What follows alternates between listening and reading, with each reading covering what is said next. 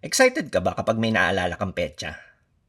Maaring birthday mo yan, anibersaryo, o kahit anong mahalagang araw kasama ang taong mahal mo.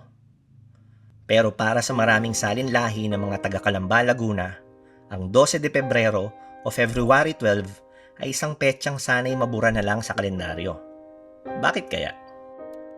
Noong February 12, 1945, tinipon ng mga sundalong Hapones ang mahigit 2,000 katao mula sa mga barangay ng Lingga, Palingon, Samperuhan, Real at Lecheria.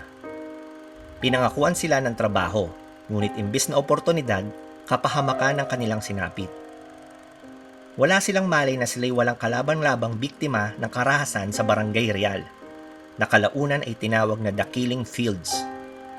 Ang madilim na kabanata sa kasaysayang ito ay nakilala bilang 12 de Pebrero o ang Calamba Massacre. Karamihan sa mga biktima ay inosenteng sibilyan, mga ama, anak, at kapatid na lalaki. Inakusahan sila ng pagtulong sa mga gerilyang Pilipino. Bilang pag-aalala, itinayo ang 12 de Pebrero Shrine sa San Vicente Ferrer Road, Calamba City.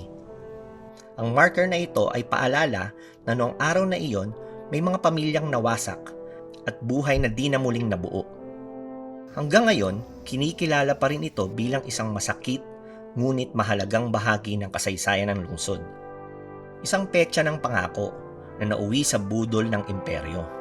Akala ng marami ay oportunidad para sa mga gutom na sikmura, pero nauwi ito sa isang trahedyang kailanmay hindi malilimutan.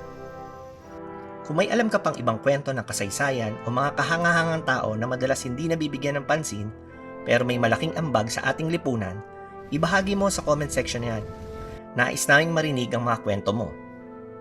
At kung gusto mo pa ng ganitong makabuluhang mga kwento na nagbibigay ng halaga sa ating kultura at kasaysayan, hit that like, thumbs up button at share mo ito sa mga tropa mong mahilig din sa ganitong klaseng content. Hanggang sa muli mga kasyudad, ingat palagi at salamat sa pagtangkilik.